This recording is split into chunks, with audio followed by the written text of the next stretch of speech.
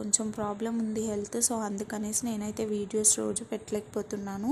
So ఇప్పటి నుంచి అయితే ట్రై చేస్తాను. కాకపోతే మళ్ళీ దసరా ముందు ఒక 3 డేస్ వీడియోస్ రాకపోవచ్చు, ఎక్స్క్యూజ్ చేస్తానని అనుకుంటున్నాను. దసరా వ్లాగ్ కూడా నేను షూట్ చేస్తాను, వచ్చినాకైనా సరే అప్లోడ్ అయితే పెడతాను.